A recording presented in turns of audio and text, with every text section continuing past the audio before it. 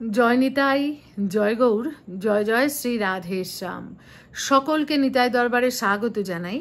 আশা করছি নিতাই চাঁদের কৃপায় এবং করুণায় তোমরা সকলেই খুব ভালো আছো এবং ভজনে আছো।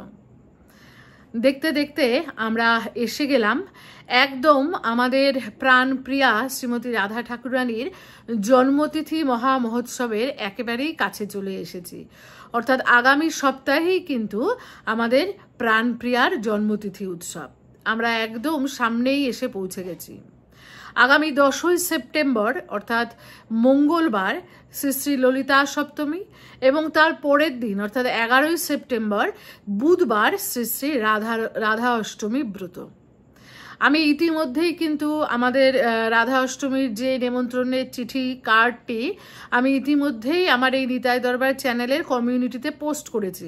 তোমরা সকলেই কিন্তু সেটা একটু দেখে নিও এবং এই ভিডিওর মারফত আমি তোমাদের প্রত্যেককে রাধা অষ্টমীর দিন আমাদের শিবাসঙ্গন কিশোরী কুঞ্জে শ্রী শ্রী রাধারানীর জন্মতিথি মহা মহোৎসবে আমন্ত্রণ জানাই। যারা যেখানে আছো প্রত্যেককে আমন্ত্রণ জানাচ্ছি। যাদের যাদের পক্ষে সম্ভব হবে অবশ্যই কিন্তু তারা এই উৎসবে এসো। এদিন কিন্তু সকলের জন্যই মন্দিরের দ্বার খোলা, রাধারানীর সকলকে দর্শন দেবেন, সারা দিন দর্শন দেবেন। তাই প্রত্যেকে এসো যাদের পক্ষে সম্ভব। আর যাদের একান্তই হবে না, যারা একান্তই আসতে পারবে না, তাদেরকে বলবো যে মন খারাপের কোনো দরকার নেই। আমার এই নিতাই দরবার চ্যানেল যা তোমাদের প্রত্যেকের জন্যই এই চ্যানেলটা কিন্তু খোলা এবং এই চ্যানেলে তোমরা রাধা অষ্টমী, ললিতা সপ্তমী যা যা হবে যাবতীয় সমস্ত কিছুর দর্শন পাবে। এবারে আসি, অনেকেই জিজ্ঞাসা করছিল যে রাধা অষ্টমী কি করে পালন করব, কি হবে কি না হবে, এই সব টুকটাক কিছু নিয়ে আলোচনা করব বলে আজকের কিন্তু এই ভিডিওটা পুরোটা দেখো। আর যারা এখনো সাবস্ক্রাইব করোনি অবশ্যই সাবস্ক্রাইব করে রাখো, তাহলে রাধা অষ্টমীর পুরো দর্শন কিন্তু এই ভিডিওতে পেয়ে যাবে। তাহলে প্রথমেই বললাম যে 10 তারিখ 10ই সেপ্টেম্বর মঙ্গলবার হচ্ছে ললিতা সপ্তমী ব্রত আর 11ই সেপ্টেম্বর বুধবার হচ্ছে শ্রী শ্রী রাধা অষ্টমী ব্রত। এবার রাধা অষ্টমী কিভাবে করবে? রাধা অষ্টমী কিভাবে করবে বলতে শ্রী শ্রী রাধারানীর মহাভিষেক সম্পন্ন হবে। যার পক্ষে যেভাবে সম্ভব অভিষেক করবে অবশ্যই করাবে। এবার পঞ্চামৃতে অভিষেক করতে হবে। পঞ্চামৃত যেমন তোমরা জন্মাষ্টমীতে করেছো ঠিক একই রকম পঞ্চামৃত দুধ, দই, ঘি, মধু এবং চিনি, এই হচ্ছে পঞ্চামৃত। পঞ্চগব্যতেও করাতে পারো। পঞ্চগব্য হলে গোচনা এবং গোময় এটাও কিন্তু লাগে। তো আমরা সাধারণত পঞ্চামৃত দিয়েই কিন্তু সাধারণত আমরা অভিষেক করি। তো যাই হোক, পঞ্চামৃত তোমাদেরকে বললাম। যেমন প্রত্যেকবার বলি যে চিনিটা কিন্তু আগে গুঁড়ো করে নেবে, গুঁড়ো করে নিয়ে সেখানটায় জল মেশাবে, তাহলে দেখবে চিনিটা জলের সঙ্গে ভালোভাবে থাকবে, মানে মিশে যাবে। অনেকটা কিছুটা নিচে পড়বে, এটা অবশ্যই, পুরোটা তো আর জলের সঙ্গে মিশবে না, কিন্তু তবুও গোটা চিনির থেকে কিন্তু এই চিনি গুঁড়ো করে জলের সঙ্গে মেশালে অনেকটাই কিন্তু চিনির জলে মিশে যাবে। তাহলে এই হচ্ছে পঞ্চামৃত। আচ্ছা, এছাড়া আর কি কি দেবে? ডাবের জল, ডাব লাগবে। তুমি তোমার পক্ষে যতটা সম্ভব, একটা সম্ভব হলে একটা দেবে, 5টা সম্ভব হলে 5টা দেবে, তার বেশি সম্ভব হলে তার বেশি দেবে। যেমনটা তোমার পক্ষে জোগাড় করা সম্ভব হবে তুমি কিন্তু সেরকমটাই দেবে। এরপরে হচ্ছে অগরু লাগবে। অগরু কি করবে? একটা নতুন অগরুর বোতল নেবে। যখন এটা তুমি অভিষেক করাবে অগরু দিয়ে, তখন করবে কি, ওই যে আমরা যে পাত্রতে অভিষেক করাবো সেখানে জল নিয়ে ওই অগরুটা জলের সঙ্গে মিশিয়ে তারপরে সেই জলটা তুমি অভিষেক করাবে। প্রথমে চরণে দেবে, তারপরে কিন্তু মাথায় ঢেলে দেবে। আচ্ছা, আর কি লাগবে? গোলাপ জল লাগবে। 1 শিশি গোলাপ জল কিনে নেবে। সেই গোলাপ জলটাও কিন্তু পুরোটাই অভিষেকে ব্যবহার করবে, যতটা সুন্দর করে করা যায়। আসলে দেখো, এটা তো সেবা। এবার এটা কিন্তু বাধ্যবাধকতা নয় যে না আমাকে করতে হবে তাই করছি, তা নয়। কিন্তু আমরা কেন করি বলো তো? করি কারণ এটা সেবা, আমরা ভালোবেসে করি। আর যাকে ভালোবাসি তার জন্য আয়োজন যত পরিপাটি, যত নিখুঁত, যতটা বেশি করা যায় ততটাই কিন্তু করতে আমরা আনন্দ পাই। যাকে ভালোবাসি তার দেখো জন্মদিন হলে আমরা চেষ্টা করি আরেকটু কিছু দেওয়ার, আরেকটু কিছু করে দেওয়ার, এটা কিন্তু আমরা সকলেই চেষ্টা করি। তো এখানেও তাই, এখানে তো তিনি আমাদের প্রাণপ্রিয়া, তিনি আমাদের কি বলবো, তিনি হচ্ছেন আমাদের বৈষ্ণবদের ইষ্ট দেবী বলতে পারো, এবং তিনি আমাদের পরম আরাধ্যা। তো কাজে তার জন্মদিন আমরা যতটা সম্ভব, যত বেশি সম্ভব সেভাবেই পালন করার চেষ্টা করব।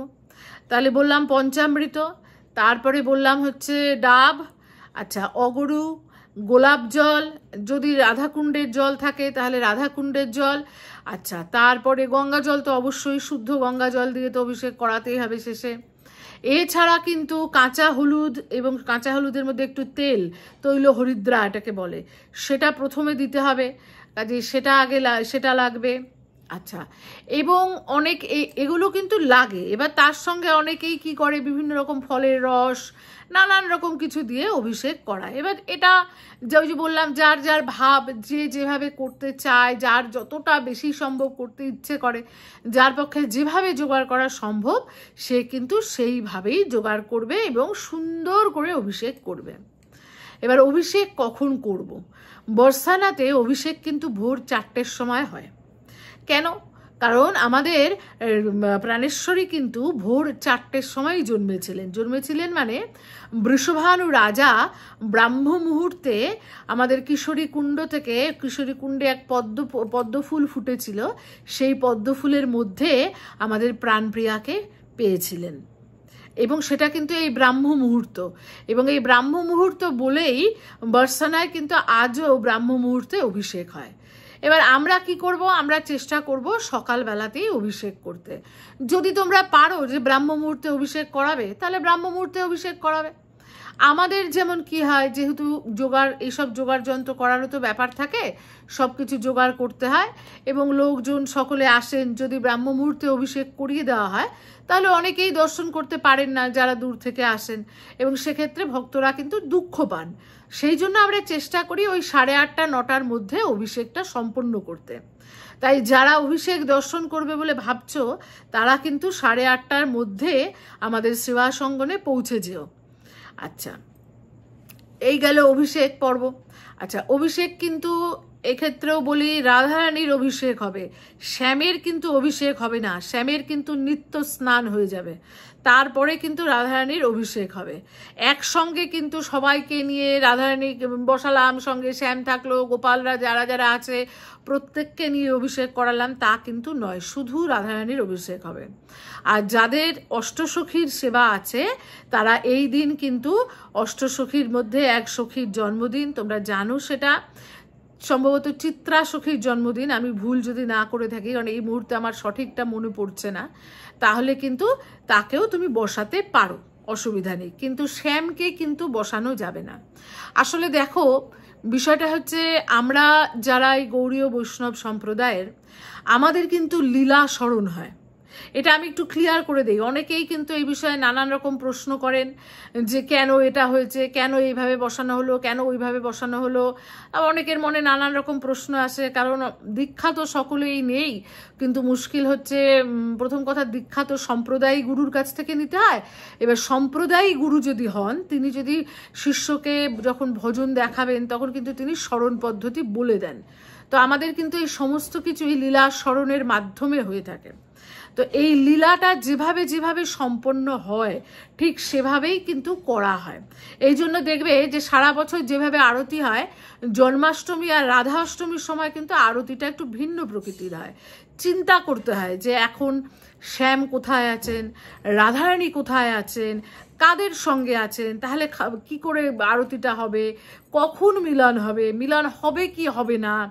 তারপরে ধরো ভোগ নিবেদনের ক্ষেত্রেও সেটা চিন্তা করতে হয় যে কারা একসঙ্গে বসে আজকে প্রথমে পাবেন, তারপরে কারা পাবেন, এই সব কিছু চিন্তা করেই কিন্তু লীলা স্মরণ করে তবেই কিন্তু লীলা চিন্তা করা হয়। এবং এটা কিন্তু আমাদের মন্দিরে তাই করা হয়।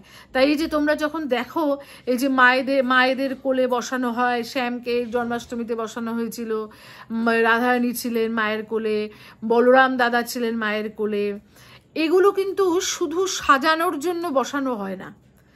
অনেকেই হয়তো ভাবো যে সাজানো হয়েছে, এটা কিন্তু সাজানোর জন্য বসানো হয় না, লীলা স্মরণ হয় এবং সেই লীলা অনুযায়ী কিন্তু বসানো হয়।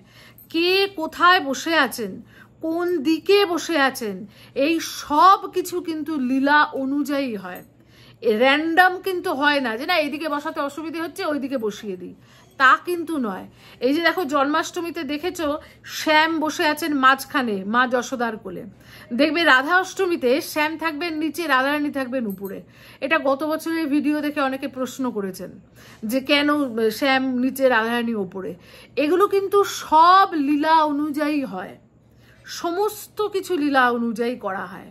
কাজেই এই লীলাটা যারা স্মরণ করেন তারাই কিন্তু এটা বুঝতে পারবেন যে কি করে হচ্ছে এবং কোনটা কেন হচ্ছে, কোথায় কাকে কেন বসানো হয়েছে। এবারে হয়তো অনেকে প্রশ্ন করবেন যে লীলা আর একটু বর্ণনা করো। দেখো এগুলো কিন্তু ইউটিউবে বর্ণনার বিষয় নয়। দেখো পরিষ্কার একটা কথা আমি বলি, ভজনটা কিন্তু ইউটিউব দেখে করা যাবে না।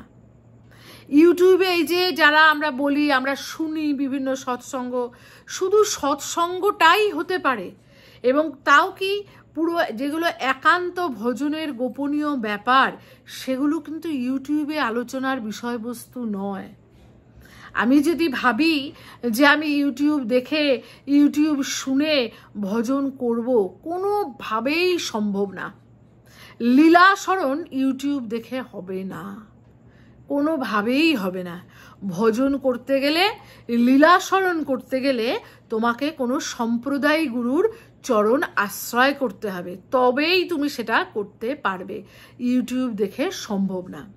অনেকে কিন্তু মন্ত্র নিয়েও প্রশ্ন করেন, অনেকে মন্ত্র জানতে চান, কিন্তু এই জিনিসটা আমাকে ক্ষমা করবে, আমি কোনোদিনই ইউটিউবে কোনো মন্ত্র নিয়ে আলোচনা করব না, কারণ মন্ত্র খুব গোপনীয় বিষয়।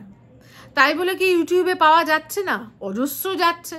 যারা করেন তারা কি ভেবে করেন আমি জানি না, তারা নিশ্চয়ই কোনো না কোনো কিছু ভেবে করেন, কোনো কিছু ভালো ভেবে করেন, সেটা তাদের ব্যাপার, সে বিষয়ে আমি কোনো মন্তব্য করব না। কিন্তু মন্ত্র কখনোই বাইরে আলোচনার বিষয়বস্তু নয়।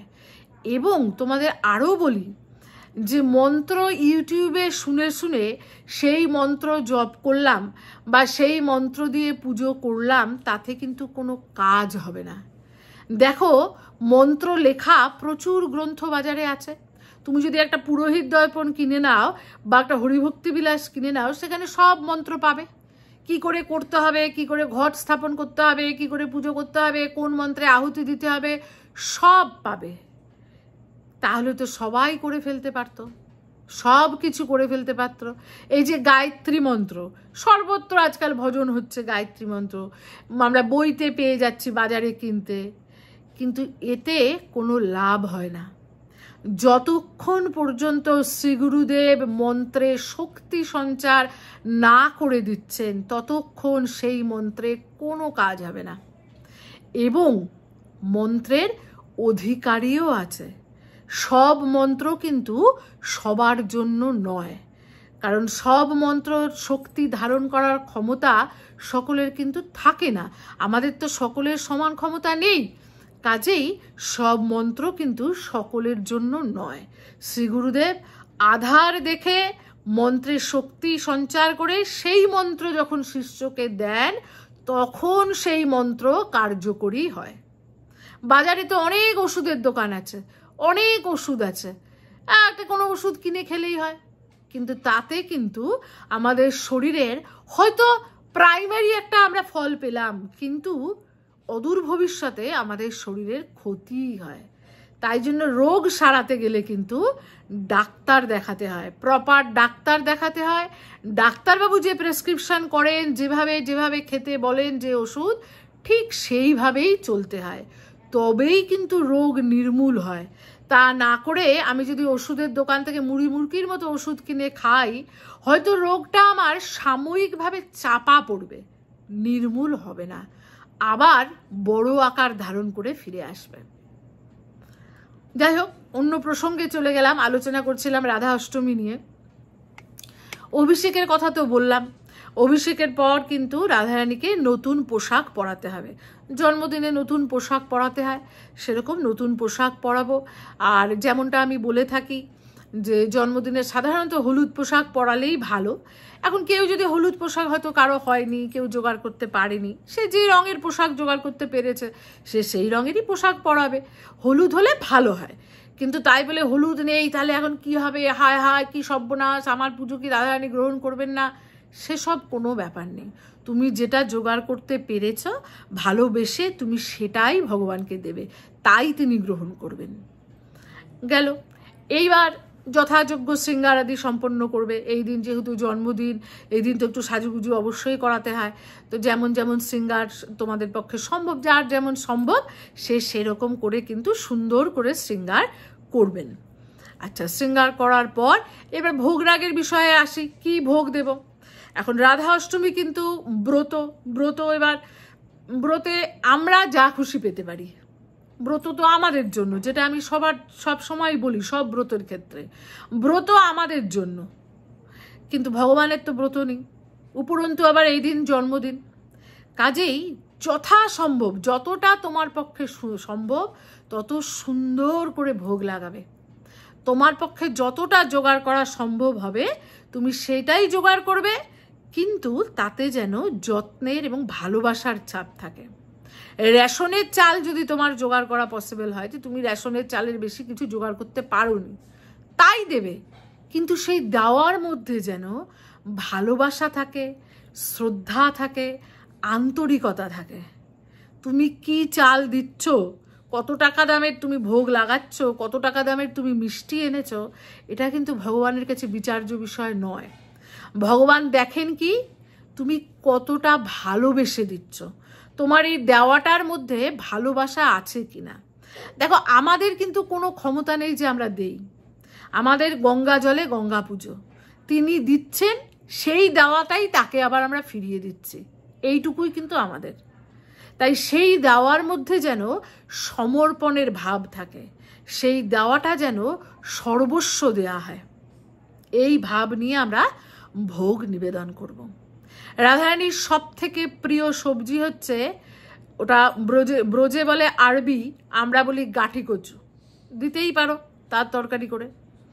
মিষ্টির মধ্যে রাধারানীর সব থেকে প্রিয় হচ্ছে মালপোয়া, অল্প একটু আয়োজন বাড়িতে মালপোয়ার করতেই পারো, কোনো সমস্যা নেই। এছাড়া যা যা সম্ভব, দেখো ব্যাপারটা হচ্ছে যে ব্রজে যা পাওয়া যায় বা ওই অন্যান্য জায়গায় যা পাওয়া যায়, ভারতবর্ষের সব রাজ্যে তো সব কিছু হয় না, সব রাজ্যে কিন্তু সব সবজি পাওয়া যায় না। তাহলে আমার পশ্চিমবঙ্গে, আমার বাংলায় যা পাওয়া যায় আমি সেগুলোই ভোগ লাগাবো, এটাই স্বাভাবিক, তাই তো? কাজে আমিও সেইগুলোই চেষ্টা করব আমরা, যে সেগুলোই ভোগ লাগানোর। এবার যারা অন্নভোগ দিতে এখনো পারো না, যাদের শ্রী গুরুদেব এখনো অন্নভোগের আদেশ দেননি, যারা এখনো আমিষাশী আছো, তারা তো অন্নভোগ দিতে পারবে না, তাহলে তারা কি করবে? লুচি, পুরি, রাধাবল্লভী, কচুরি, কত কিছু আছে, এগুলো বানিয়ে দিতে পারো। বিভিন্ন রকমের তরকারি তৈরি করে দিতে পারো, ছানার রসা, পনিরের রসা, আলু ফুলকপির রসা, কত রকম সবজি এখন বাজারে, কত কিছু বানানো যায়, বানিয়ে দিতে পারো। 5 রকম 7 রকম ভাজা করে দেবে। তারপরে আছে বিভিন্ন রকম মিষ্টি দেবে, পায়েস করে দেবে। চালের পায়েস দেওয়ার দরকার নেই, সিমুই পায়েস হতে পারে, ছানার পায়েস হতে পারে, তোমার আরও নানান রকম পায়েস হয়, সেই সব সুজির পায়েস হতে পারে, এগুলো দেবে। রাবড়ি আনতে পারো, রসমালাই আনতে পারো, সেই সমস্ত কিছু দেবে। যা যা তুমি তোমার সামর্থ্য যতটা, সেই সামর্থ্য অনুযায়ী তুমি চেষ্টা করবে যে সর্বোচ্চ পর্যায়ে যেন তোমার ভোগ হয়, তোমার ভালোবাসার ছাপ যেন তাতে পরিপূর্ণভাবে থাকে।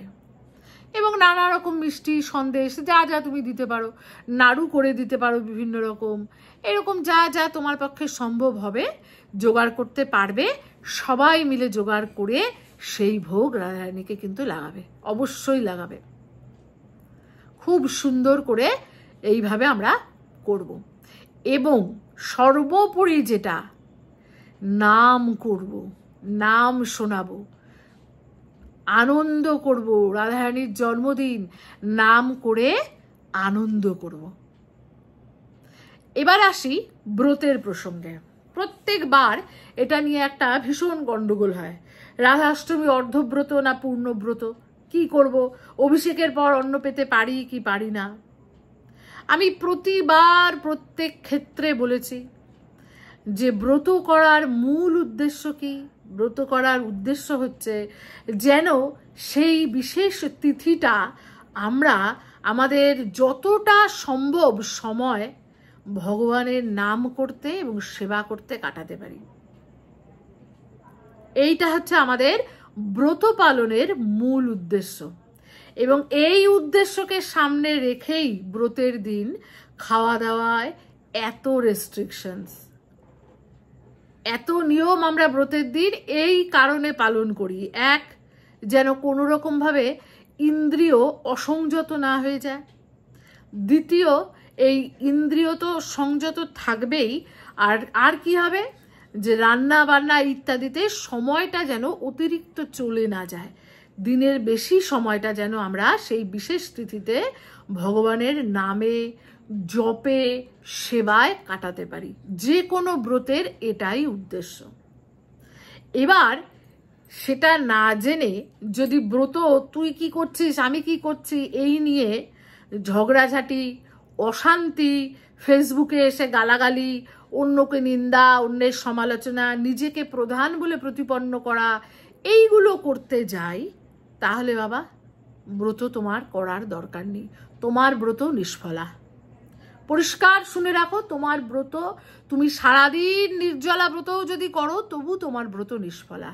কারণ তুমি ব্রতের আসল উদ্দেশ্য জানো না।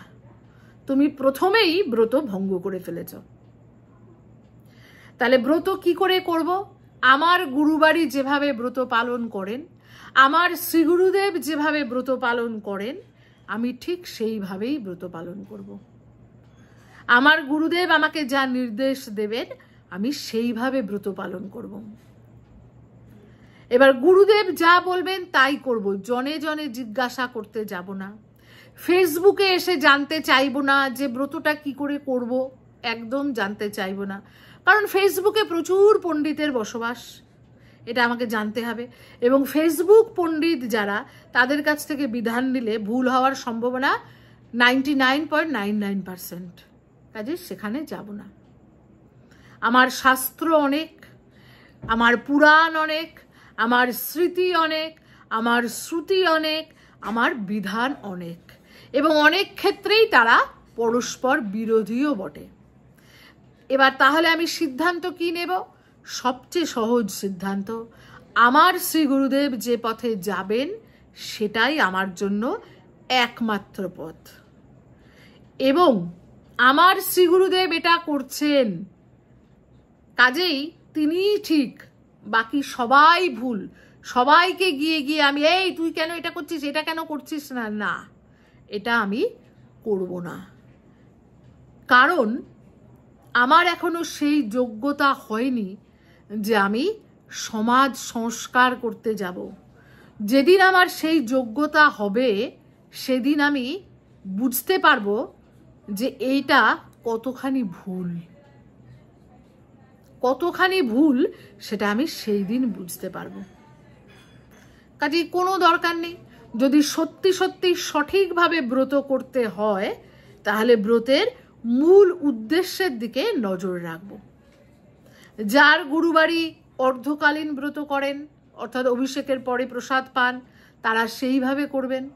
যার গুরুবাড়ি পূর্ণব্রত করেন তারা পূর্ণব্রত করে পরের দিন পালন করবেন। নিজের শ্রী গুরুদেবকে জিজ্ঞাসা করবে। গুরুদেব যদি দেহে না থাকেন, গুরুবাড়ির কেউ না কেউ তো অবশ্যই আছেন, তাকে জিজ্ঞাসা করবে এবং তিনি যেটা বলবেন সেটাই পালন করবে। গুরুর কাছ থেকেও শুনলাম, তারপর জনে জনে শুনছি, শুনে বলছি আরে আমার গুরুদেব তো এরম বলেছে, তোদেরটা তো এরম বলেছে, তাহলে কি করব, আরেকজনকে গিয়ে জিজ্ঞাসা করি। এটা করবে না, কখনোই করবে না। এতে বাবা তোমার ব্রত কোনোভাবেই কাজে লাগবে না, তোমার ভজন কিছুই হবে না, কোনো কিছুই হবে না। যার গুরুচরণে শরণাগতি নেই, যার গুরুচরণে বিশ্বাস নেই, তার বাবা ভজন রাজ্যে প্রবেশাধিকার নেই, হবে না, চেষ্টা করলেও হবে না, কিচ্ছু করার নেই। কাজেই কোনো সংশয়, কোনো অশান্তি কিচ্ছু নেই। পরিষ্কার নিজের শ্রী গুরুদেবকে জিজ্ঞাসা করবে, নিজের গুরুবাড়িকে জিজ্ঞাসা করবে কি করব, তারা যা বলবেন চোখ বুজে সেটাই পালন করবে। জানবে তোমাকে যখন গুরুদেব নির্দেশ দিচ্ছেন, তোমার ভালো মন্দ সব দায়িত্ব কিন্তু তোমার গুরুদেব নিয়েছেন, অন্য কেউ নেননি। কাজেই সেটাই পালন করবে। প্রত্যেকবার বিভিন্ন ব্রত, একাদশী ইত্যাদি নিয়ে এত বেশি এই জিনিসটা আজকাল হচ্ছে যে তাতে সত্যিই মনে হচ্ছে এই ব্রতগুলোই বোধহয় এখন তুলে দিতে হবে। এই ব্রত পালনের মূল উদ্দেশ্যটাই লোকজন ভুলে গেছে আসলে। তো এই হচ্ছে রাধা অষ্টমী কিভাবে পালন করবে। এবার আমাদের মন্দিরে কি হবে সেটা একটুখানি বলে দিই। যে মঙ্গলবার ললিতা, শ্রী শ্রী ললিতা সপ্তমী ব্রত, ললিতাজির সেদিন জন্মদিন, ললিতাজির অভিষেক আমাদের মন্দিরে সম্পন্ন হবে এবং ওই দিন আমাদের মন্দিরে দুপুরবেলাতে সাধু সেবা আছে, সাধু বৈষ্ণব সেবা আছে, এছাড়া আছে বালক সেবা। এটা গেল ললিতা সপ্তমী। এবং ওই দিন কিন্তু সারা রাত্রি আমাদের রাধা নাম সংকীর্তন হয়। পরের দিন ভোরবেলা, অর্থাৎ রাধা অষ্টমীর দিন ভোরবেলা ব্রাহ্ম মুহূর্তে 4টের সময় গঙ্গায় জল আনতে যাওয়া হয়, গঙ্গা থেকে অভিষেকের জল আনা হয়, তারপর প্রস্তুতি পর্ব থাকে। এবং আমাদের কিন্তু ওই দিন নাট মন্দিরে আমাদের মহারানীর অভিষেক সম্পন্ন হয়, আমাদের শ্রীজি মহারানীর অভিষেক নাট মন্দিরে সম্পন্ন হয়। সেই রকমই নাট মন্দিরে অভিষেক আদি সম্পন্ন হবে, যেন সবাই দেখতে পারে। সেই জন্য রাধা অষ্টমীর দিন আমাদের মন্দিরের গেট সবার জন্য খোলা, সারা দিন খোলা। সকলে এসো, অভিষেক দর্শন করো এবং প্রসাদ পেও। আচ্ছা, আমাদের তারপরে এইবার একটা বিশেষ করবার ইচ্ছে, রাধারানী যদি কৃপা করেন, রাধারানীর যদি অনুমতি হয়, তাহলে এইবার 56 ভোগের একটা ব্যবস্থা করার ইচ্ছে আছে। যদি রাধারানীর কৃপা হয় তাহলে 56 ভোগের আয়োজন হবে, সবাই দর্শন করতে এসো। কি কি হচ্ছে 56 ভোগে সব কিছুই তখন তোমাদেরকে দর্শন করাবো। যারা দর্শন করতে আসবে এখানে তারা তো নিজেরাই করতে পারবে, আর তাছাড়া আমি ভিডিওতেও কিন্তু অবশ্যই দর্শন করাবো। দুপুরবেলায় ভোগ রাগ হয়ে যাওয়ার পর আমাদের মন্দিরে কিন্তু সকলের জন্য সেবার আয়োজন থাকে। এই দিন যত লোক আসবে সবাইকে আমরা প্রসাদ পাওয়ানোর একটা রাধারানীর ব্যবস্থা করেন। রাধারানীর ভাণ্ডার সেদিন খোলা থাকে, রাধারানীর সকলের জন্য প্রসাদের ব্যবস্থা করেন। এবং হ্যাঁ, অন্নপ্রসাদের ব্যবস্থা করেন। যাদের ব্রত আছে তারা অবশ্যই অন্নপ্রসাদ পাবে না, যাদের অর্ধদিবস ব্রত তারা অভিষেকের পর পেতেই পারো, এবং যাদের ব্রত নেই তারা তো পেতেই পারো, কোনো অসুবিধা নেই। প্রত্যেক বছরই রাধারানীর কৃপায় প্রায় 3-3.5 হাজার ভক্ত প্রসাদ পান রাধা অষ্টমীর দিন। আমরা আশা করছি যে এবারও নিশ্চয়ই রাধারানী নিয়ে আসবেন, সকলকেই নিয়ে আসবেন। তোমাদেরকেও আমন্ত্রণ জানালাম, দর্শন করতে এসো, আনন্দ করব সকলে একসঙ্গে, সকলের সঙ্গে দেখা হবে, রাধা নাম কীর্তন করব সকলে একসঙ্গে, রাধারানীর কথা স্মরণ করব সকলে একসঙ্গে, অভিষেক দর্শন করব এবং আনন্দ করব। জয় নিতাই, জয় গৌর, জয় জয় শ্রী রাধেশ্যাম।